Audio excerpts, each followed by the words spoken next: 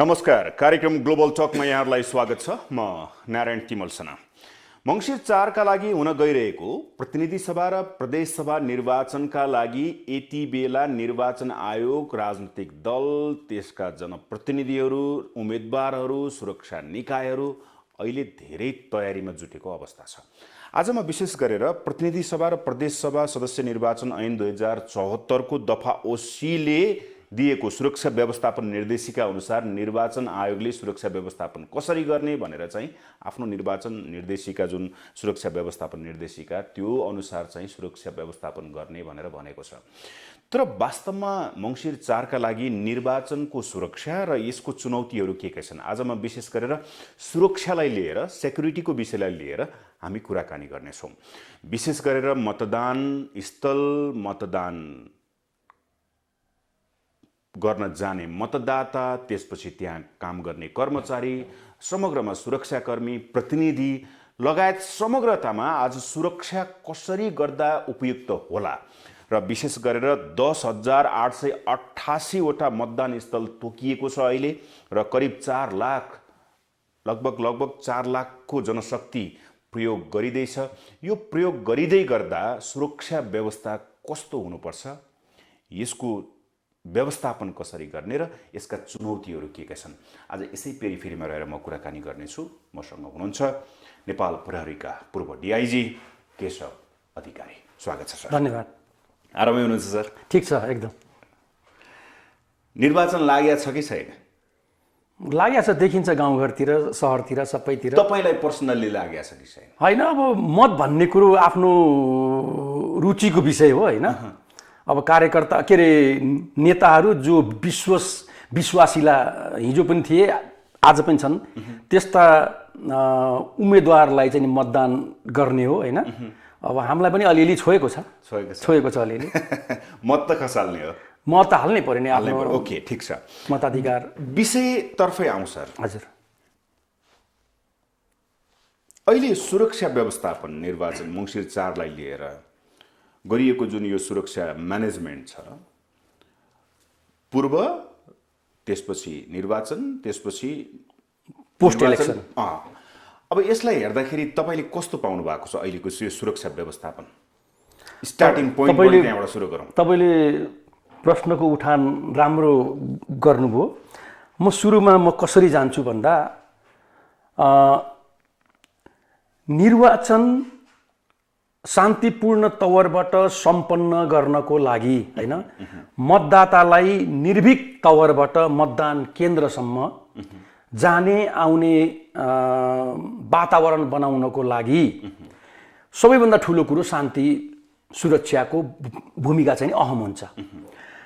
नेपालको सन्दर्भमा भन्ने हो भने अहिले जस्ता जस्ता व्यक्तिहरूलाई तपाईको टिकट वितरण गरिएको छ, होइन, त्यहीबाटै चाहिँ नि सुरक्षा चुनौती बढेको मेरो व्यक्तिगत विश्लेषण छ अहिलेको परिवेश। किन भन्दा अहिले यो मेरो मुखबाट बोलेको शब्द होइन, पोलिटिकल फिगरहरूले नै बोलेका छन्, त्यो सम्पूर्ण मिडियाहरूमा रेकर्ड नै छ।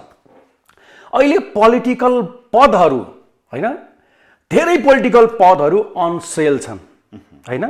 तपाईले बोल कबोल गर्नुहुन्छ, जति अङ्क बढी तपाईँले दिनुहुन्छ, जति रकम तपाईँले बढी दिनुहुन्छ, त्यही आधारमा टिकट तपाईँले पाउने अवस्था छ। यो नेताहरूले नै बोलेको कुराहरू हो, मैले खालि सापटी मात्र लिएको हो। अहिले पनि के भएको छ भन्दाखेरि दलीय दलेहरूलाई, दलालहरूलाई, बिचौलियाहरूलाई, गुण्डाहरूलाई, बाहुबलीहरूलाई, पैसा भएकाहरूलाई, मसल भएकाहरूलाई टिकट वितरणमा रुचि देखाएको देखियो, होइन। त्यसकै कारणले गर्दा आफ्नै तपाईँको आफू चाहिँ नि हुर्केको पोलिटिकल पार्टी छोडेर अहिले स्वतन्त्र भएर पनि लडेको देखिया छ नि, होइन। त्यसले गर्दा यस्ता प्रवृत्तिका व्यक्तिहरूलाई टिकट वितरण गर्ने बित्तिकै निर्वाचनको सुरक्षा प्रणालीमा थ्रेड चाहिँ नि अटोमेटिकली आउँछ। किनभने अन सेलका पदहरू जसले उच्च बोल कबोलका साथ किनेका छन्, त्यस्तो व्यक्तिहरूले पैसा ठुलो लगानी गरिसकेपछि उठाउनु पनि त पर्यो नि। उठाउनको लागि त पहिला त पद जित्नु पर्यो हैन।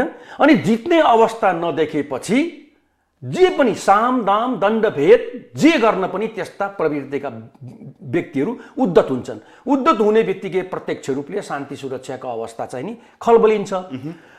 नेपाल सरकारले खास गरेर सुरक्षा निकायहरूले यो कुरालाई चाहिँ नि पक्कै पनि संज्ञानमा राखेको हुनुपर्छ, आफ्नो जानकारीमा पक्कै पनि सुरक्षा निकायले राख्या होला र तदनुरूप नै सुरक्षा व्यवस्था चाहिँ नि कडा पार्नुपर्छ।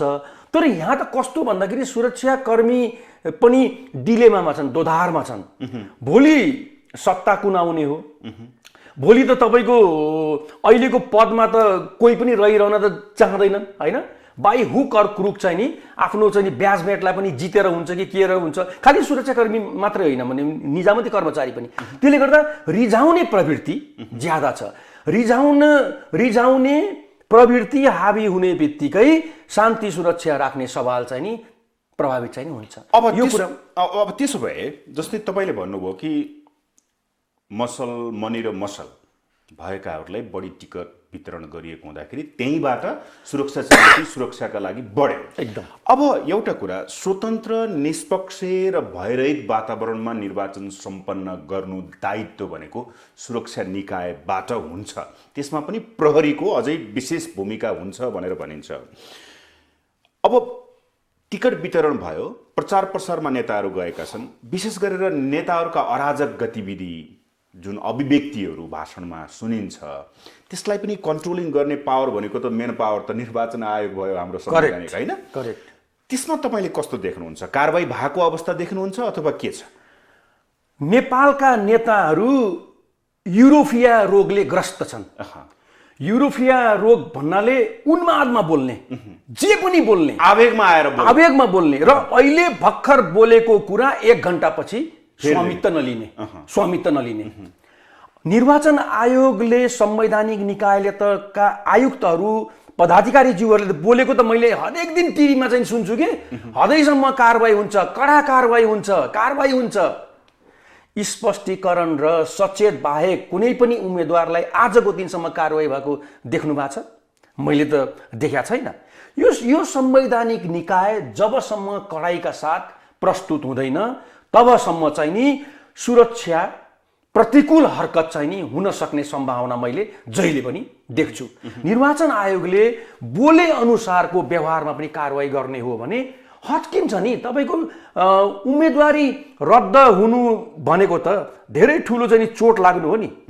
पोलिटिकल करियर बनाएर हैन चुनावसम्म चाहिँ नि आउने एउटा व्यक्ति, राजनीतिक कर्मीको उम्मेदवारी रद्द हुनु भनेको त उसको पोलिटिकल क्यारियर चाहिँ नि ध्वस्त हुनु हो नि, करिब समाप्त हुनु हो नि।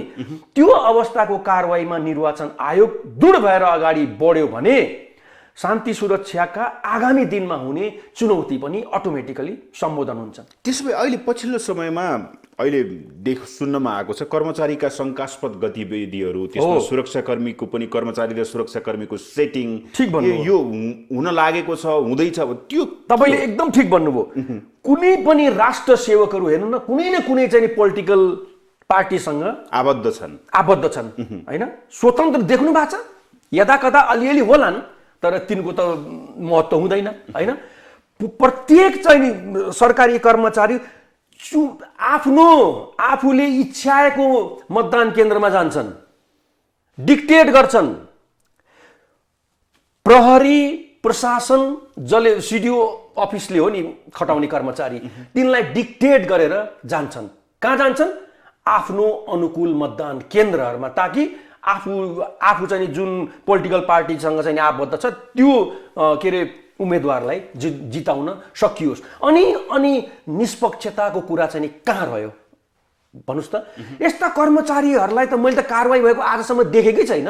तपाईँको 6 महिना अगाडि तपाईँको यही चाहिँ नि तपाईँको टेलिभिजनबाट मैले बोलेको थिएँ।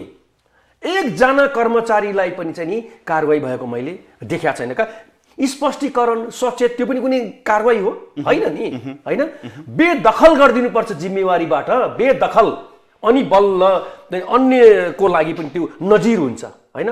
निष्पक्ष भयरहित मतदान सम्पन्न गर्नको लागि हाम्रो जिम्मेवारी हो हैन, त्यही अनुरूप हामीले आफ्नो दायित्व पुरा गर्नुपर्छ भन्ने जबसम्म चाहिँ नि सन्देश कारवाही मार्फत कर्मचारी अथवा सुरक्षाकर्मीमा जाँदैन नि तपाईको, तबसम्म निर्वाचन भयरहित र स्वच्छ चाहिँ हुँदैन। अर्को कुरो, म पूर्व प्रहरी कर्मचारीको नाताले सुरक्षाकर्मीको कमजोरीको बारेमा पनि म के भन्छु भन्दाखेरि, यहाँ त कस्तो छ भन्दाखेरि नेताहरूको के अरे इच्छा अनुसार अधिकांश ठाउँहरूमा चाहिँ नि प्रहरी अधिकृतहरू खटेको देखियो। मेरो पनि अनुभव छ हैन। मैले त तपाईको जागिर अवधिभरि 6वटा संसदीय निर्वाचनमा मैले कमान्डरको भूमिका चाहिँ नि निर्वाह गरेको छु फिल्डमा, 6वटा निर्वाचनमा है। मैले त्यो बेला पनि देखेर अहिले पनि तात्विक भिन्नता छ जस्तो मलाई लाग्दैन। यो कर्मचारी मेरो चाहिँ नि, यो सुरक्षाकर्मी मेरो निर्वाचन क्षेत्रमा खटाइदिनु होला भनेर चुज गरेर लिएर जाने प्रवृत्ति पनि देखिन्छ। यो अवस्था रहँदासम्म हुँदैन। निर्वाचन आयोग, सुरक्षाकर्मी, लोकल एडमिनिस्ट्रेसनले चाहिँ नि जबसम्म कडाइका साथ स्टेप चाहिँ नि चाल्दैन नि, तपाईको यो प्रवृत्ति चाहिँ अन्त हुनु भनेपछि त राजनीतिक दलहरूले आफ्नो इच्छाएको व्यक्तिलाई त्यहाँको कमान्ड अथवा निर्वाचन अधिकृत त्यो खालको चाहिँ व्यवस्थापन एकदम नजानिदो पाराले हुन्छ। हिजो पनि देखेकै हो नि, अहिले पनि हुन सक्छ।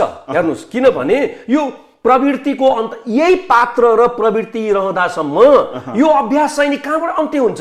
हुँदैन नि। हेर्नुस्, अब म तपाईलाई एउटा कुरो यही सन्दर्भमा के भन्छु भने, छिमेकी देश हेरौँ है, चीनमा सरकारसँग अब भित्री कुरा त के होला, 93% करिब भनौँ न 100कै चाहिँ नि अनुपातमा लिनुहोस् न, 93% चाहिँ नि जनता सरकारी काम कारवाहीसँग सन्तुष्ट छन्। 1980 मा $193 प्रति व्यक्ति आय भएको चीन आजको दिनमा 10,200 समथिङ चाहिँ नि प्रति व्यक्ति आय छ। विदेशका युरोप अमेरिकाका देशहरूमा 38 देखि 40% जनताहरूलाई त्यहाँको संवैधानिक निकायहरू कुन हो चासो राख्दैनन्। किनभने संवैधानिक निकाय जुनसुकै भए तापनि हामीले विश्वास गरेर पठाएका जनप्रतिनिधि हुन्, तिनले सर्भिस चाहिँ नि राम्रोसँग हामीलाई डेलिभरी दिन्छन् भनेर संवैधानिक निकायको पनि नाम चाहिँ थाहा हुन्न। त्यो किन भन्दाखेरि इमान्दारिता यदि देखियो भने जनता स्फूर्त रूपले चाहिँ नि सरकारलाई सघाउँछन्। हामी कहाँ त के छ भन्दाखेरि लुटेर, कताबाट हुन्छ चाहिँ नि लुटेर निर्वाचनलाई प्रभावित गर्ने, त्यो पदमा पुग्ने, त्यसपछि ब्रह्मलुट गर्ने यो प्रवृत्ति हिजो पनि थियो, आज पनि झन् बढेको देखियो। कम हुनुपर्ने हो नि, छैन। हेर्नुहोस्, अब त्यसो भए यो निर्वाचन सेक्युरिटीकै विषयमा हामी कुराकानी गरौँ। मङ्सिर 4लाई लिएर हामीलाई सुन्न आएको छ 2 गतेदेखि सीमा बन्द गर्ने, घुसपैठ होला यताउता भन्ने जुन कुराहरू देखिएको छ, यो अलिकता ढिला भएन र भन्ने कुराहरू पनि आएका छन्। तपाईँले यसमा के देख्नु? होइन, यो के हुन्छ भन्दाखेरि सरकारले गर्ने निर्णय हो त्यो होइन, तर सुरक्षाकर्मीहरूले निगरानी त धेरै पहिलादेखि नै गरिरहेको हुन्छ होइन। तर एउटा सोचनीय विषय त के छ भन्दाखेरि, तपाईँको काठमाडौँ जस्तो ठाउँमा एउटै व्यक्तिको घरबाट 7 थान हतियार चाहिँ नि बरामद भएको यही ठाउँ हो। त्यो हतियार कहाँबाट आयो? तराईको 1880 किलोमिटर भारतीय भूभागसँग हाम्रो देशको सिमाना जोडिएको छ। 26वटा तराई र पहाडका गरेर 26वटा जिल्ला भारतसँग जोडिएको छ होइन। अब हाम्रो बीओपी हेर्नुहोस् 220-22 होला जम्मा होइन।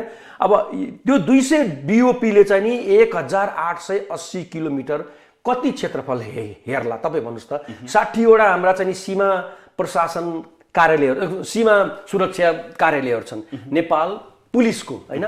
त्यो न्यून सङ्ख्यामा रहेका सुरक्षा निकायहरूले ती भूभाग, त्यत्रो लामो भूभागहरूलाई चाहिँ नि सघन रूपले निगरानी गर्न सक्दैनन्। त्यसले गर्दा सशस्त्र प्रहरी नेपाल पुलिसले के जरुरी मैले देखेको छु भने, आर्मी त चाहिँ नि ओपनली हिँड्दैन, ऊ त बेक सपोर्टमा हो। भारतीय सुरक्षाकर्मीसँग अलि अगाडिदेखि नै निकै अत्यन्त निकटको सम्पर्क र सम्बन्धमा रहेर बर्डर निगरानी नगर्ने हो भने, अझ पनि ढिला भइसकेका छैन, ल्याउने हतियार चाहिँ भित्रिसक्यो होला, विध्वंस मच्याउने समूहहरू चाहिँ जुन छन् नि व्यक्ति अथवा समूह, उनीहरूले त ल्याउन चाह्यो भने कुनै पनि बाटोबाट ल्याउन सक्छ। तर सुरक्षाकर्मीहरूको सघन निगरानी राख्ने हो भने जुन भोलमको तपाईँको विध्वंस चाहिँ नि हुन सक्ने आकलन हामी गर्छौँ नि, त्यसमा चाहिँ नि न्यून चाहिँ नि अवश्य हुन्छ। अब हामी कहाँ त तपाईँको बायोमेट्रिक चेक जाँच गर्ने पद्धति पनि छैन। त्रिभुवन अन्तर्राष्ट्रिय विमानस्थलबाट तपाईँको व्यक्ति चाहिँ नि खुलेआम तपाईँ निस्किन्छ अवैध चाहिँ नि सामान लिएर नेपाल प्रहरीको सक्रियतामा ठमेलबाट समाउँछ। त्यो स्तरको सुरक्षा व्यवस्था जब नेपालको टिआइएमा चाहिँ नि व्यवस्थापन गर्न सकेका छैन भने बोर्डरमा होला, छैन। तर पनि सुरक्षा निकायले इन्डियन भारतीय प्रहरीहरूसँग फेरि प्रहरी अधिकृतको व्यक्तिगत रिलेसनले पनि धेरै कुराहरू चाहिँ नि काम गर्छ। तपाईँ व्यावसायिक दक्ष प्रहरी अधिकृतलाई कुनै जिल्लामा तपाईँले खटाइदिनुहोस्, उसले शान्ति सुरक्षाको माहौललाई आफ्नो ग्रिपमा राख्छ। तर भ्रष्ट नेताले पिकअप गरेर चाहिँ नि जिल्लामा लगेको नेता के अरे प्रहरी अधिकृत छ भने उसको कार्यशैली चाहिँ नि हेर्नुहोस् त अराजकता त्यहाँ देखिन्छ, क्योस देखिन्छ होइन। अपराधीहरूको मनोबल यति बढ्छ। त्यस्ता प्रवृत्तिका व्यक्तिहरूलाई समयमै यदि अहिले पनि टाइम घर्किसकेका छैन, अहिले पनि त्यस्ता प्रवृत्तिका व्यक्ति छ भने प्रहरी प्रधान कार्यालयले नक्सालले टिपेर फ्याँक्नुपर्छ। त्यो भयो भने बल्ल त्यसले सन्देश चाहिँ नि अपराधीहरूलाई तपाईले भने सेटिङमा भएका व्यक्तिलाई चाहिँ करेक्ट मोनिटरिङ गर्यो भने यस एकदम करेक्ट। शान्ति सुरक्षा तपाईको इमानदार प्रहरी अधिकृत छ भने प्रतिकूल शान्ति सुरक्षाको अवस्था हुँदैन, त्यहाँ हुँदैन। त एउटा कुरा सर, जस्तै यो शान्ति सुरक्षाको निर्वाचन आउने बेलामा जति चर्चा हुन्छ हजुर, जस्तै प्रहरी अनि म्यादी प्रहरी, त्यसपछि सशस्त्र सेना अनि अनुसन्धानका व्यक्तिहरू, यी सबै कुराहरूलाई हेर्दाखेरि तपाईँलाई 56 सालको निर्वाचन याद छ है? याद छ मलाई। अहिले जति मात्रामा हामी सुरक्षाकर्मी परिचालन गरिराखेका छौँ नि अहिलेको निर्वाचनमा, 56 मा त्यो थियो र भने थिएन।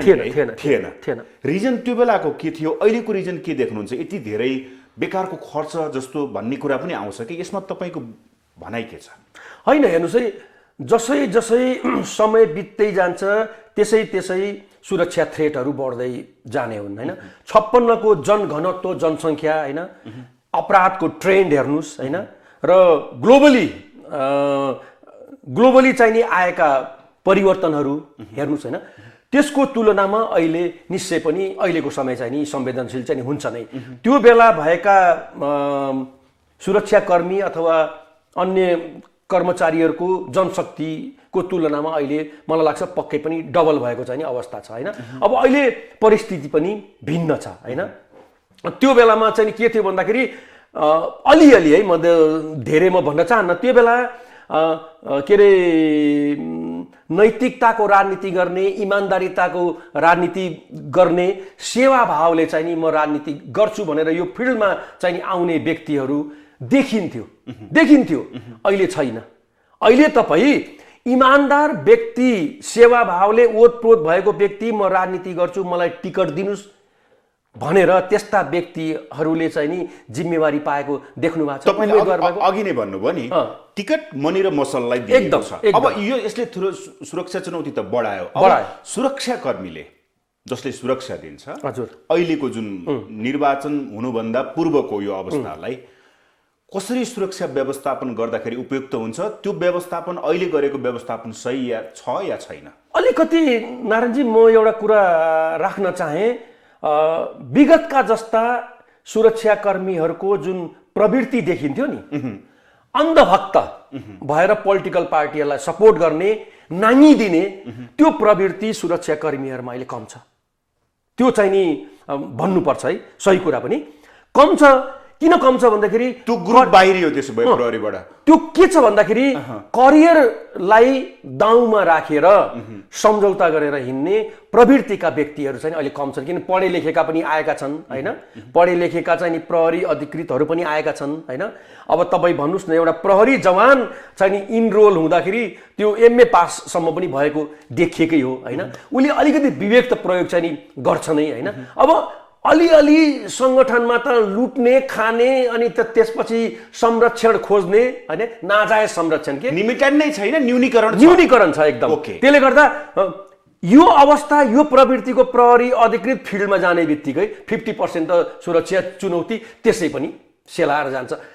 नेताहरूले पनि नाडी छाम्या हुन्छन् के, तपाईँको प्रहरी कर्मचारी होस् कि निजामती कर्मचारी होस् कि सुरक्षाकर्मी होस्, उसले पनि त्यो व्यक्तिको प्रवृत्ति, म भनौँ तपाईँलाई यो ध्रुव सत्य कुरा हो, कसैले काट्छ भने म चाहिँ वाद विवाद गर्न तयार छु। त्यहाँ कुनै पनि मतदान अधिकृत भएर जाने र सुरक्षा को नेतृत्व कुनै बुथमा लिएर जाने प्रहरी अधिकृत तथा निजामती कर्मचारीको नेकीवेदी नेताले सोध्छ यो कस्तो प्रवृत्तिको हो, यसले चाहिँ नि हामीलाई सहयोग गर्छ कि गर्दैन। सबैभन्दा पहिला के सोच्छ, हाम्रो पार्टीको हो कि होइन हो। यो प्रवृत्ति अहिले अलिकति कम भएर गएको छ। यो कम हुने बित्तिकै त सुरक्षा थ्रेट पनि ग्रेजुअली चाहिँ कम हुन्छ के। तर एउटा कुरा जस्तै अब सुरक्षा निकायको जिम्मेवारी भनेको त सुरक्षा दिने हो। सुरक्षा मतदानको मात्रै होइन, निर्वाचनलाई मात्रै होइन, त्यसका उम्मेदवार छन्, प्रतिनिधिहरू होइन, ती उम्मेदवारहरूको पनि सुरक्षा हुन्छ। जस्तै प्रचार प्रसारमा अहिले लागेका छन्, म पूर्वको कुरा गर्छु, त्यसको सेक्युरिटी जस्तै अहिले त असन्तुष्टि धेरै देखिन्छ नेताहरूप्रति। अब त्यसमा चाहिँ हुज्जत गर्ने त्यस्तो खालको टाइपको अलिकता अराजक गतिविधि, त्यसको लागि सुरक्षा व्यवस्थापन अहिले ठिक छ जस्तो लाग्छ? तपाईँले राम्रो कुरो उठाउनु भयो। अहिले मैले सुरक्षा थ्रेट कतैबाट पनि देखा छैन, कसैलाई पनि। हेर्नुहोस् है, सुरक्षा थ्रेट छ त कहाँबाट? नेताबाटै छ, त्यही नेतालाई छ र त्यही नेताबाट छ है।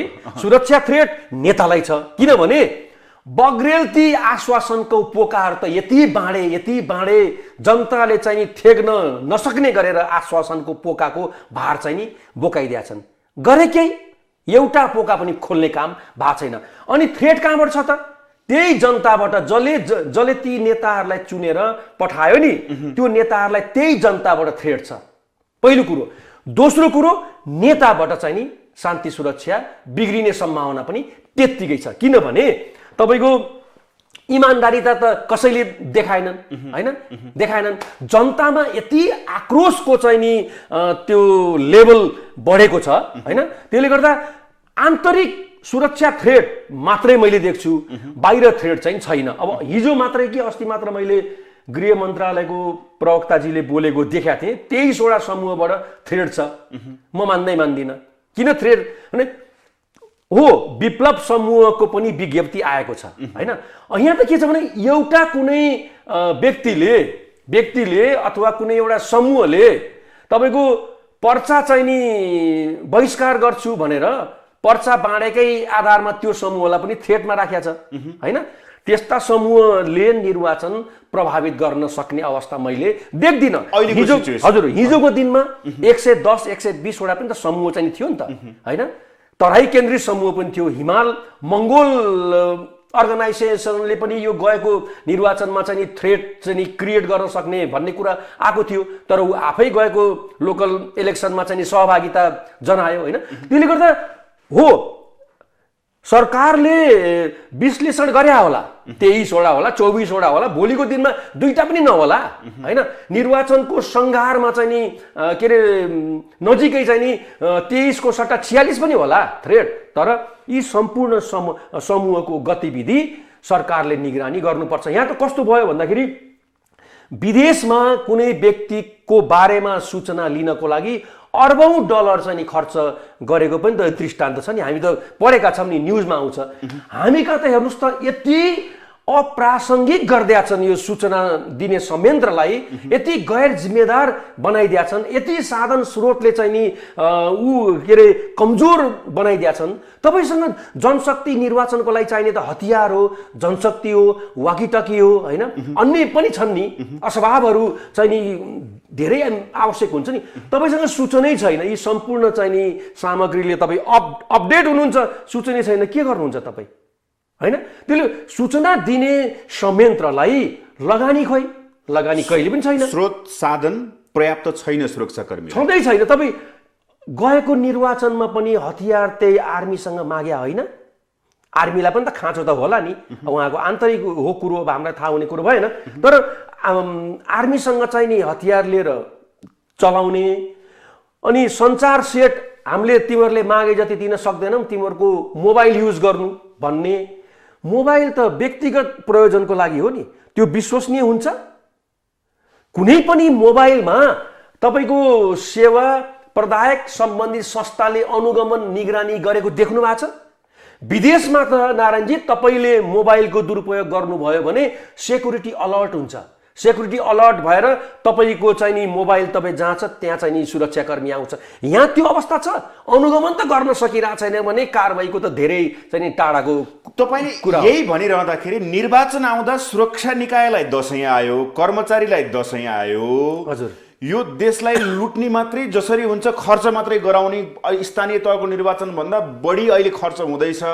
सबै सुरक्षा निकायबाट चाहिँ गाडी किन्ने प्रवृत्ति, नयाँ गाडी चाहियो भनेर डिमान्ड गर्ने प्रवृत्ति, सामान यो चाहियो हामीसँग यो छ भन्ने प्रवृत्ति छैन भनेर आएको छ नि सर यो अहिले पछिल्लो समयमा। यसलाई के भन्नुभयो अरे मैले अलि गाडी खरिद गर्नको लागि प्रक्रिया सञ्चार तपाईँले भन्नुभयो कि सूचना समन्वय कम्युनिकेसन कुरालाई त्यसमा हामी चाहिँ ल्याकिङ छौँ। मोबाइलबाट गएर मोबाइल सुरक्षित छैन तपाईँ भनिरहँदाखेरि 30 सेट भन्दा पनि गाडी खरिदमा सुरक्षा निकाय लाग्यो। गाडी खरिदका लागि लगभग कति अर्थ मन्त्रालयले स्वीकृति दिइसक्यो भन्ने जुन खबरहरू आइरहेको छ, यसलाई तपाईँले कसरी विश्लेषण गर्नुहुन्छ? नारायणजी, यो के हुन्छ भने सवारी साधन पनि धेरै महत्त्वपूर्ण कुरा हो हैन। सवारी साधन तपाईँको अब पैदल हिँडेर शान्ति सुरक्षा कायम गर्छु भन्ने कुरा पनि, किनभने परिस्थिति एक छिनमा डेभलप भइरहेको हुन्छ हैन। सकारात्मक होला नकारात्मक होला, परिस्थिति एक छिनमा डेभलप भइरहेको हुन्छ र त्यो परिस्थितिलाई अनुगमन गर्न आफ्नो चाहिँ नि तपाईँको के अरे काबुभित्र राख्न, त्यो क्षेत्रलाई डोमिनेट गर्नको लागि सुरक्षाकर्मीको इन्स्ट्यान्ट उपस्थिति त जरुरी हुन्छ नि। त्यसले गर्दा यी सवारी साधन मात्रै होइन हैन, तपाईँको हतियारका कुराहरू हेर्नुहोस्, जनशक्तिका कुरा हेर्नु, इक्विपमेन्टहरू हेर्नुहोस् हैन, टावर लाग्दैन। तपाईँ भन्नु न अहिले पनि नेपालका अधिकांश भूगोलहरूमा मोबाइलको टावर लाग्दैन। अनि सूचना तपाईँ कहाँबाट प्राप्त गर्नुहुन्छ? गाडी त अहिले चाहिँ नि अलिकति भारतले पनि दिया छ क्यारे र नेपाल गभर्मेन्टले पनि चाहिँ किनेको व्यवस्था गरेको हुँदा गाडीमा चाहिँ नि प्रहरी अलिअलि तपाईँको आत्मनिर्भर होला जस्तो मलाई लाग्छ। तर आन्तरिक चाहिँ नि प्रहरीका समस्याहरू पनि त धेरै छन् हैन, त्यो सम्बोधन चाहिँ नि भए जस्तो मलाई चाहिँ नि लाग्दैन।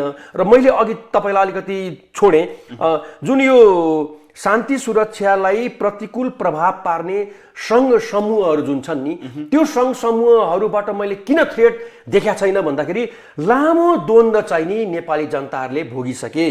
अब चाहिँ नि द्वन्द्वमा आकर्षण देखिएन, कार्यकर्ताहरूमा विचलन देखियो, आर्थिक चाहिँ नि विचलन पनि देखियो। अपेक्षा गरे अनुसार चाहिँ सङ्गठन यिनीहरूले विस्तार गर्न सकेनन् हैन, र नेतृत्व तह पनि के भने सम्झौता परस्त भएर निस्कियो। त्यसले गर्दा कार्यकर्ताहरू विचलित भए। अहिले पनि भारतको, म ठाउँ त नभनौँ, भारतको केही स्थानहरूमा बसेर विगतका चाहिँ नि अहिले पनि सरकारसँग चाहिँ नि मूलधारमा नआएका, सरकारसँग चाहिँ नि सम्झौता नगरेका तराईका चाहिँ नि सशस्त्र समूह अहिले पनि चाहिँ नि क्रियाशील छ। त्यो त तपाईँले सिराहामै उनीहरूको उपस्थिति देखिसक्नु भएको छ हैन। अहिले त्यो मौनता जुन छ नि, यो मौनता झन् डेन्जर हो, मौनता झन् डेन्जर छ। यस्ता समूहबाट थ्रेट हुन सक्छ। एउटा पम्पलेट चाहिँ नि को आधारमा निर्वाचन बहिष्कार गर्छु भनेर कसैले पम्पलेट चाहिँ नि फ्याल्यो भन्दैमा त्यसलाई चाहिँ नि सुरक्षा संज्ञानमा राख्नुपर्छ, नोटिसमा राख्नुपर्छ। तर त्यसकै पछि भन्दा पनि सुरक्षाकर्मीहरूलाई म्याक्सिमम प्रयोग गरेर पिपुलसँग सूचना हुन्छ। हेर्नुहोस् है, पिपुलसँग अहिले त कस्तो भयो भने हिजो द्वन्द्वकालमा चाहिँ नि द्वन्द्वकालसम्म यति नारायणजी सूचना आउँथ्यो, हेर्नुहोस् यति सूचना आउँथ्यो, तर हामी सुरक्षाकर्मीले नै के गरिदियौँ भन्दाखेरि व्यक्तिलाई एक्सपोज गरिदियौँ र व्यक्तिलाई चाहिँ नि त्यो बेलाको विद्रोही समूहले मारिदियो। अहिले आएर के भन्छ भन्दाखेरि त्यो विश्वासको सङ्कट, नागरिक र सुरक्षाकर्मीको सरकारसँगको अझ भनौँ विश्वासको सङ्कट चाहिँ नि हराइसकेका छैन। हामीले सूचना दियौँ भने के थाहा यिनीहरूले डिस्क्लोज गरिदिन्छ कि फेरि हामीलाई भौतिक क्षति बेहोर्नु पर्ने हुन्छ भन्ने यो चाहिँ नि ह्याङओभर नागरिकमा अझै पनि छ। सुरक्षाकर्मीहरूले राम्रोसँग चाहिँ नि आफ्नो व्यवहार प्रदर्शन गरेर लोकल पिपुलहरूबाट सूचना लिनको लागि मेहनत गर्यो भने जनताबाट त यति सूचना आउँछ। हेर्नुहोस्, सूचनाको आधारमा तत्काल कारवाही चाहिँ नि हुनुपर्छ है। फेरि पोलिटिकल फिगरहरू रिसाउलान्, भोलि मैले चाहिँ नि अवसरको पद चाहिँ नि पाउँदिनँ भन्ने त्यो लोभी प्रवृत्ति, ग्रिडी स्वभाव चाहिँ नि फिल्डमा देखियो भने शान्ति सुरक्षा चाहिँ हुन सक्दैन। 165 निर्वाचन क्षेत्र, हजुर, 10,888 मतदान स्थल हजुर तोकिएको अवस्था छ। अब जस्तै त्यहाँ त अब जिल्लाकै कुरा गरौँ, समग्र राष्ट्रको भन्दा पनि अब जिल्ला निर्वाचन सुरक्षा समन्वय समिति पनि हुन्छ। त्यसमा चाहिँ जोइन्ट इलेक्सन प्रोटेक्सन सेन्टर, संयुक्त निर्वाचन सञ्चालन केन्द्र पनि हुन्छ।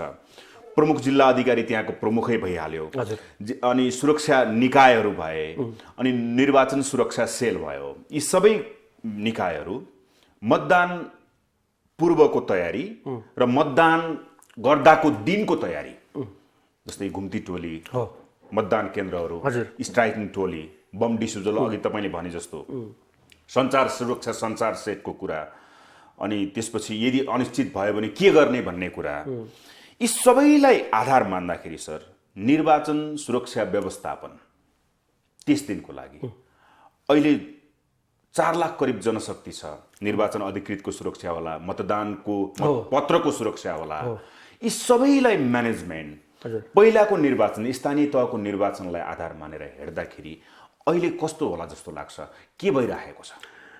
नारायणजी, निर्वाचन चाहिँ नि सम्पन्न हुन्छ, त्यसमा कुनै दुविधै छैन। शान्तिपूर्ण निष्पक्ष भएरै वातावरणमा सम्पन्न हुन्छ भन्ने 100% चाहिँ नि निर्वाचन चाहिँ नि कुनै पनि देश हेर्नुहोस्, हाम्रो मात्र होइन है, कुनै पनि देशमा हेर्नुहोस् 100% निर्वाचन 100% सम्पन्न कहीँ पनि हुँदैन होइन, हामी कहाँ पनि हुँदैन। त्यो चाहिँ नि सत्य कुरा हो। पर्सि 4 गते हुने निर्वाचन पनि कहीँ न कहीँ विघ्न चाहिँ नि आउँछ होइन। मतदान केन्द्र लुटिएला, मतदान केन्द्र चाहिँ नि स्थगित होला होइन, बवाल होला, झडप होला, यी नगण्य रूपमा चाहिँ हुन्छ। त्यो चाहिँ नि, तर त्यसमा मैले भने नि तपाईँको पोलिटिकल पार्टीहरूलाई बोन गर्नु पर्यो।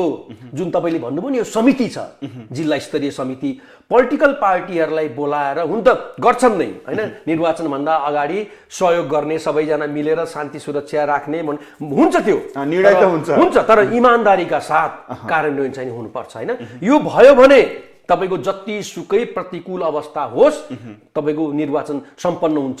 मैले के देखाएको छु भने अझै निर्वाचनको 3 दिन यति संवेदनशील क्षण हो त्यो है, निर्वाचन हुनुभन्दा 3 दिन अगाडि, 3 दिन, एक दिन मात्र पनि होइन, 3 दिन यति संवेदनशील क्षण हो। त्यो बेलामा गएको निर्वाचनमा मदिरा व्यवसायी सङ्घको मैले रिपोर्ट हेरेको थिएँ, साबिक भन्दा 30% मदिरा बढी बिक्यो।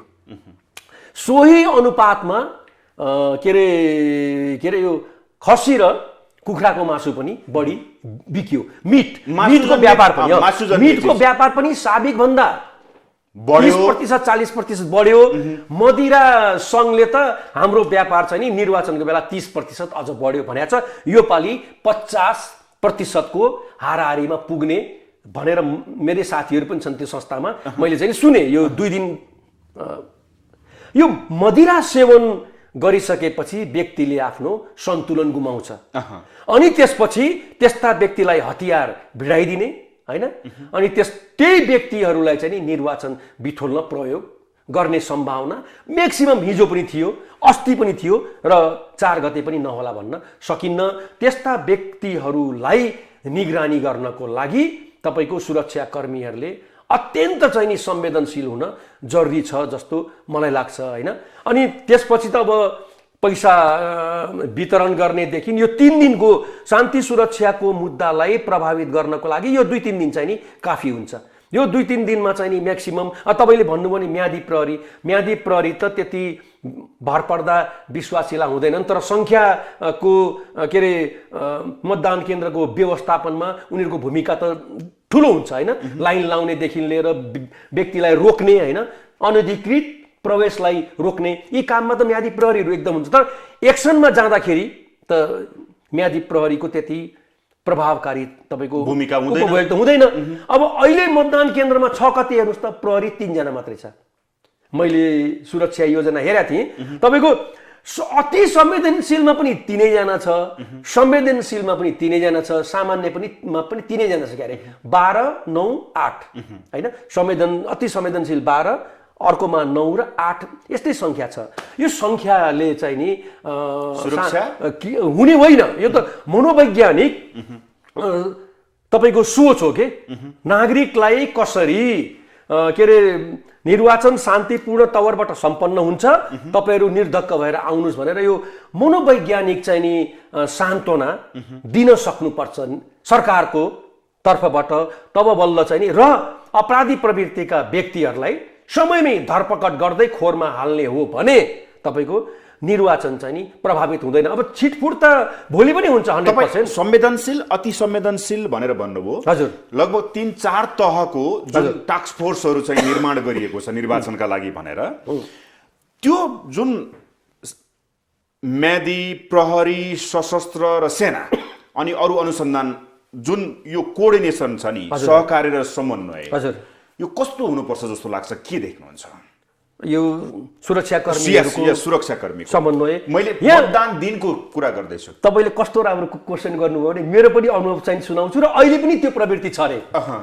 तपाईँलाई प्राप्त भएको सूचना, राष्ट्रिय अनुसन्धानलाई प्राप्त भएको सूचना प्रहरीलाई नभन्ने, आफ्नो चाहिँ नि जुन इमिडिएट बोस हुन्छ नि उनीहरूको नजिक हुनको लागि, हजुर यस्तो यस्तो मैले चाहिँ नि पाएको छु अनि तिम्रो त्यो कमिटीलाई सेयर गरेको गरेनौ, म गर्छु हजुर भन्ने।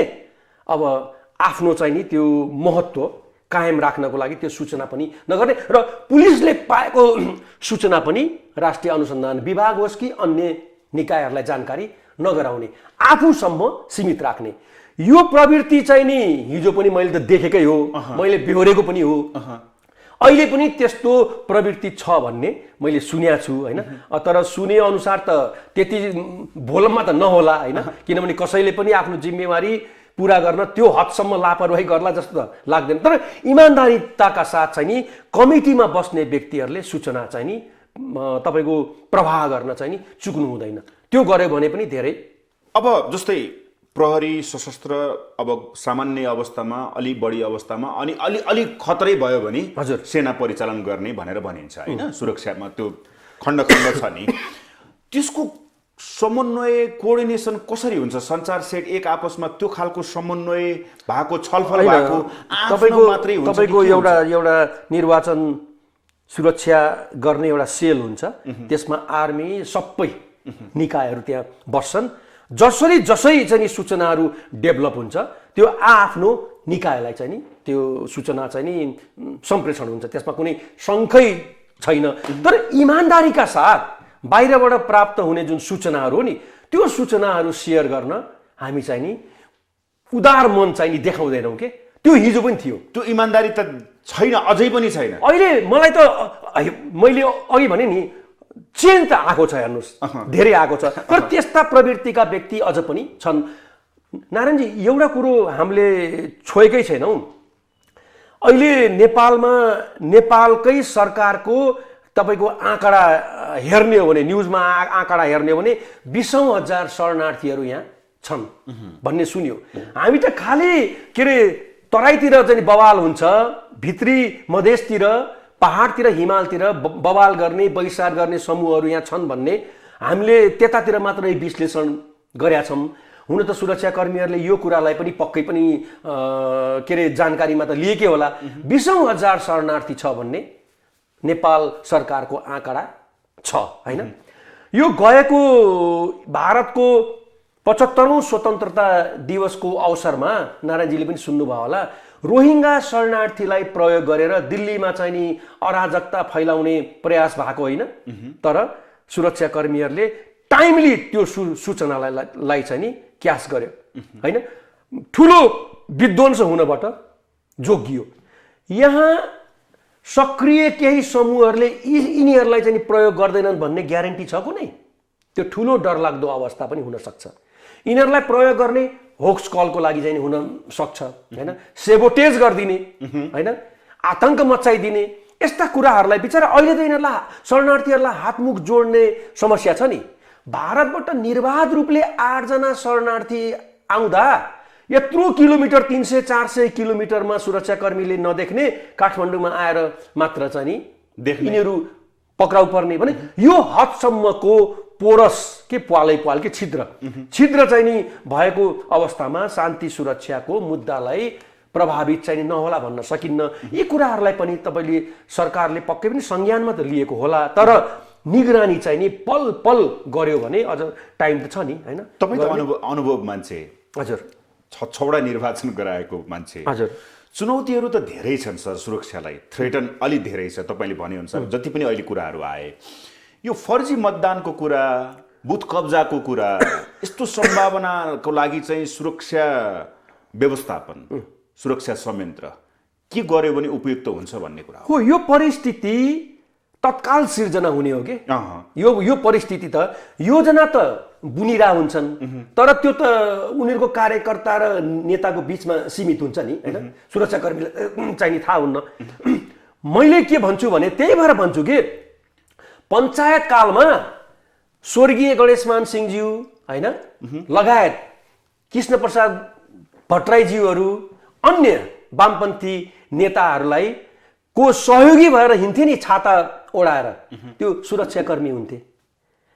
ती सुरक्षाकर्मीहरू अझ पनि जीवित छन्। अझ पनि काङ्ग्रेसका लेफ्ट ब्याकग्राउन्डका शीर्षस्थ नेताहरूलाई छाता ओढाएर हिँड्ने उहाँहरूले मेरो आफ्नो कार्यकर्ता हो भनेर बुझेका व्यक्ति सुरक्षाकर्मी हुन्थे। त्यो हदसम्मको चाहिँ नि व्यवस्थापन, डेडिकेसन हैन, रणनीति सुरक्षा निकायले गर्थ्यो कि त्यो बेला। ती व्यक्ति अझ पनि जीवित छन्। मान्छे डेमोक्रेट छ तर लेफ्टिस्टलाई चाहिँ सेक्युरिटी होइन। हाम्रो सुरक्षाकर्मी भनेको हाम्रो नेपाल प्रहरीको सुरक्षाकर्मीहरू त्यसरी चाहिँ नि सूचना सङ्कलन गर्न ज्यानको बाजी लगाएर जान्थे। उहाँहरूलाई थाहा हुन्थेन काङ्ग्रेसको लेफ्टको शीर्षस्थ नेताहरूलाई नै जो व्यक्ति मेरो अघि पछि घाम पानीमा छाता ओढाएर हिँडिरहेछ यो चाहिँ नि हाम्रो के अरे हाम्रो बारेमा गोप्य सूचना लिने सुरक्षाकर्मी हुन् भन्ने उहाँलाई पनि थाहा थिएन। त्यो खालको परिचालन अहिले पनि ती व्यक्तिहरू छन्, जीवित छन् है। नेपाल पुलिसमा इन्सपेक्टर भएर सायद निवृत्त भयो एकजना सही भएर। त्यस्तरी चाहिँ नि डेडिकेसन थियो कि अब अहिले भित्री रूपले चाहिँ नि अब व्यवस्थापन प्रहरीले कसरी गरिरहेछ त्यो त उहाँहरूलाई पनि थाहा होला। तर हामीले हेर्दाखेरि सर्फेसमा बसेर हामीले हेर्दाखेरि त्यो स्तरको रणनीति सुरक्षाकर्मीहरूले चाहिँ नि बनाएको छ जस्तो हामीलाई लाग्दैन। अनि नै सूचना आउँछ। तर भोलि तपाईँले त्यो सूचनाको एकदमै सही कुरा गर्नुभयो। तपाईँले अघि भन्नुभएको थियो कि अति संवेदनशील र सामान्य। हजुर। अब चलखेल गर्नेलाई त अति संवेदनशीलमा त टाइटै हुन्छ, संवेदनशीलमा पनि टाइटै हुन्छ, सामान्यमा चाहिँ घटना घटाउने सम्भावना बढी हुन सक्छ नि त। हो। मैले तपाईँलाई एउटा कुरो जानकारी दिउँ। सुरक्षाकर्मीहरूले मतदान केन्द्रलाई थ्रेटको आधारमा वर्गीकरण गर्ने त ठिक हो, तर अहिले भर्खरै सामान्य भएको मतदान केन्द्र 2 घण्टापछि अति संवेदनशील पनि हुन सक्छ। त्यसले गर्दा म त के भन्छु भने वर्गीकरणै होइन, सबै चाहिँ नि निर्वाचन मतदान केन्द्र सबै संवेदनशील हो, सबै हो। ठिक छ, संख्याको आधारमा संख्यागत आधारमा तपाईँले अति संवेदनशील देखेको ठाउँलाई अलिकति जनशक्ति बढी दिनु होला हैन, ठिक छ। सामान्य तपाईँले आकलन गरेकोलाई कम होला, तर म त के भन्छु भने सम्पूर्ण मतदान केन्द्रहरू संवेदनशील छन्। किनभने कुन बेला कस्तो परिस्थिति डेभलप हुन्छ, नेताहरू त इमान्दार त कहाँ छन् र? छैनन्। तपाईँको त इमान्दारिता शब्दले यो प्रश्न गरेको हो। तपाईँको नेताहरू त इमान्दार त चाहिँ कहाँ छन्? आफ्नो पक्षमा प्रतिकूल मतदान भयो भन्ने थाहा पाउने बित्तिकै मुसुण्डहरू जुन चाहिँ नि बाहुबलीहरू छन् तिनीहरूलाई त तिनीहरूले त्यहाँ रेडी राखेका हुन्छन्।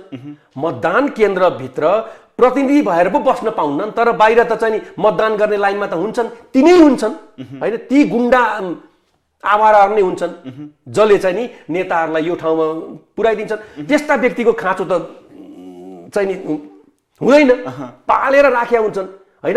होस्टल खोलेर नेताहरूको के अरे गुन्डाहरूको बथान पालेर विभिन्न पार्टीले राखेको चाहिँ हामीले देखेका छैनौँ र अहिले पनि उम्मेदवार छन्। त्यसो भए तपाईँले धेरै कुराहरू गर्नुभयो, फर्जी मतदानको कुरा, कर्मचारी सुरक्षाकर्मीको सेटिङको कुरा, मतदान स्थल वरिपरि हुन सक्ने हुल हुज्जतको कुरा, सुन्ने मुसुन्डीहरूको कुरा। अर्को कुरा पनि यहाँ छ कि सरकारी स्रोत साधनको दुरुपयोग हुन्छ कि निर्वाचन आचार संहिता उल्लङ्घन हुन्छ कि यी सबैलाई कन्ट्रोल गर्ने त सुरक्षा निकाय सँगसँगै निर्वाचन आयोगको मोनिटरिङमा हो।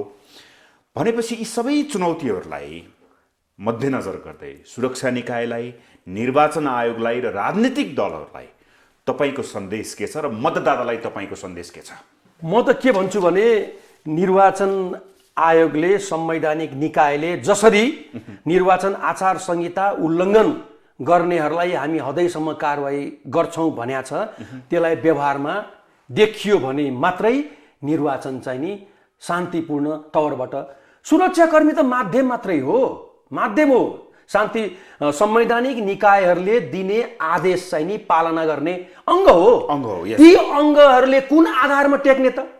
सुरक्षा राख्नको लागि, शान्ति सुरक्षाको व्यवस्था कायम राख्नको लागि जुन धरातलमा चाहिँ नि सुरक्षाकर्मीहरू उभिने हो नि, त्यो धरातललाई पनि त मजबुत बनाइदिनु पर्यो नि। त्यसले गर्दा संवैधानिक निकायहरूले जसरी बोलिरहनु भएको छ त्यसरी व्यवहारमा त्यो कार्यान्वयन भयो भने बल्ल मतदाताले चाहिँ नि तपाईँको स्वच्छ र भयरहित तवरबाट मतदान गर्न आउँछन् र विश्वसनीय प्रतिनिधि चाहिँ नि चयन हुन सक्ने अवस्था चाहिँ हुन सक्ला।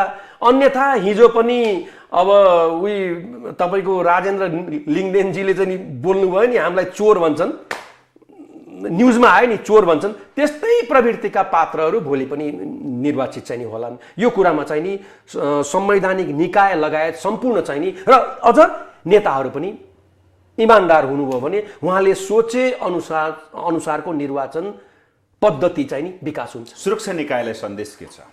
सुरक्षा निकायले त म त के भन्छु भन्दाखेरि अहिले राष्ट्रले नै सबैभन्दा चाहिँ नि भर गरेको संस्था नै त्यही हो, होइन? भर गरेकै त्यही हो, किन फिल्डमा उनीहरू नै छन्।